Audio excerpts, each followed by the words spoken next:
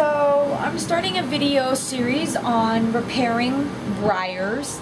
I have a briar here who has some shiny marks. He's got a major scuff right here.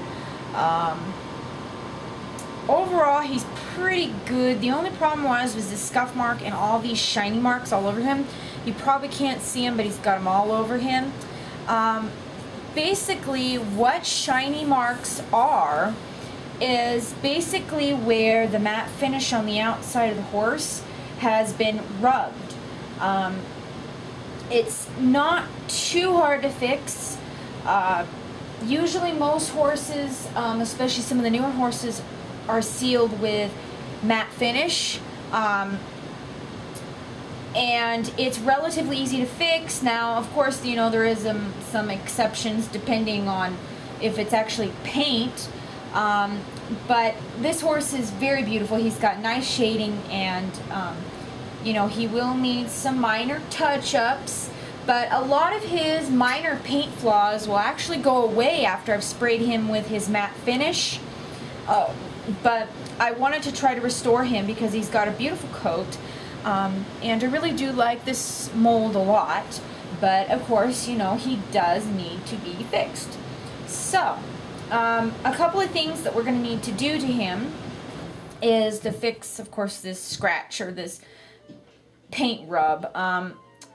It actually looks more like a rub and then a giant scratch, but either way, whatever the heck it is, we are going to repair it. So, now, there is a couple ways you can repair this. The problem is that if you repair it with regular acrylics and you go over this with acrylics, it won't look right. It'll look off, if you know what I mean. It won't blend as well. So what you're going to have to do is airbrush. And airbrush is kind of, if you don't know what to do with an airbrush, it is a little bit harder. And it's best to go with the same media that the horse was originally done in, because if you try to do this with pastel, it won't look right, because of course pastel is not the same as airbrush. So it may look weird, but it's best to do this in airbrush. Now, a couple of things you can do to determine what your plan of action is on repairing this. Because it's almost at the point of the hock, what I could really actually do is just kind of spray this with some black, and then it would just be fine because it's in the hock area. But the problem is that it's a little bit too high past the hocks.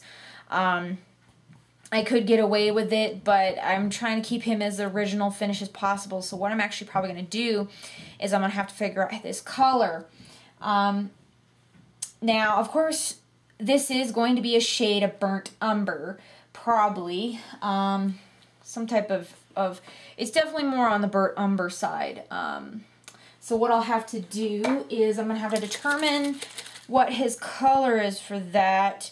So I'm going to take several of my browns, and I'm actually going to do a little bit of an experiment. Of course, these will dry a little bit darker, your acrylic mixture. But what I'm going to do is I'm going to determine, you know, what color I need. This is pretty close to that color. But what I'm going to have to do is actually probably darken it up slightly. This original brown that I have here, which was, what color was this? This was a dark brown. But, you know, it does vary depending on what color your horse is. Now, of course, he does have darker shades. He's got this golden copper color in here, which is probably just more of a golden hue with a little bit of brown touched into it. But, of course, you know, with the layers of airbrush, it all mixes in very nicely. So what I'm going to do first, with the first step with him, is I'm actually going to remove his shiny marks. I'm going to go ahead, I'm going to clean him up, wash him real good, make sure he's 100% clean, 100% dust free, 100% oil free, Make sure you wash your hands after you've handled him, or before handling and after handling him, so you get rid of your oils on your hand. And then you're going to need a can of matte finish, which is this, not fixative, not anything else, matte finish. And the reason why I say this is because fixative is a little bit different from matte finish. It is different in a lot of ways, but it's more for if you want to work in between layers. Matte finish can be worked in between layers and also as a sealant for your last layer. The nice thing about this is that it is non-yellowing, so you don't have to worry about it yellowing over a period of time. It dries, you know, relatively fast. It's moisture resistant, and it's very good with protecting scratches and stuff when your models do fall. But this is only if you are needing to do it. If you don't need to spray your model, don't. Now, of course, some older models do not have that shine to them, which is the matte finish. Let me show you. Okay, let's see if I can find one here. Oh boy, I don't think I have. Well, okay, let's do this. I've got two older models here. Let's just go with the one I have here. Okay, so here's an older model. This was the original Arab mare from 1996, I believe. And,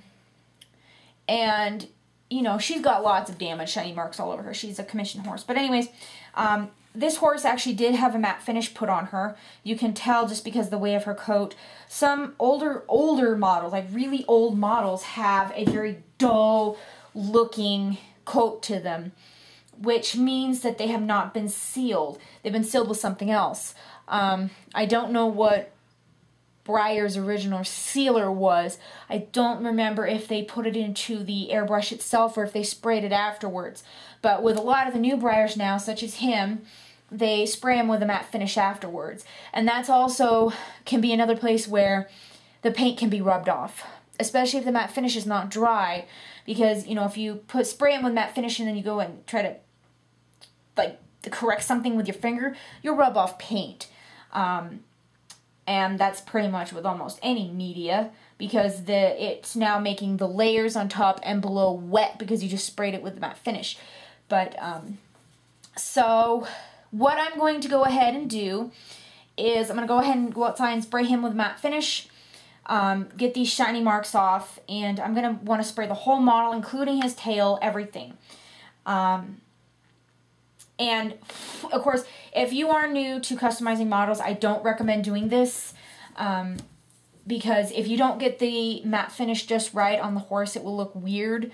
And if it's not layered correctly, it will look extremely awkward. It will have, like, this weird like a layered tone to it.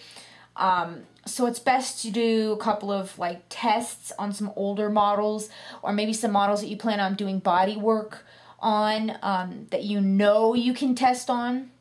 And it's always good to have, you know, somebody who's got experience with this do it for you, because if you do plan on showing that horse, it does make that horse 10 times harder to show, just because if the horse is not done correctly or for whatever reason it won't be shown, you have to try to keep it as original finish as much as possible, meaning that's what it came from the factory. It means you can't etch them, you can't do anything to them other than restore their paint to their original finish from when they were put from the table to the box to your home. You can't do anything changing them with the original finish on that horse. Then it's no longer original finish, it's a custom or something else, depending on what you're doing to the horse. Some people actually do resins now. They chop them apart and then they change them up and then they do all different sorts of things. But so I'm going to go ahead and do that. I'm going to go outside and spray him. And then the next part of the video, we're going to talk a little bit about the airbrush and what to expect, what you need to know about the airbrushes, and stuff like that. That'll also be another totally separate video, so you need to make sure that you go back to that video and check out the airbrush tutorials and so forth. Okay, so go ahead and make sure you check those out.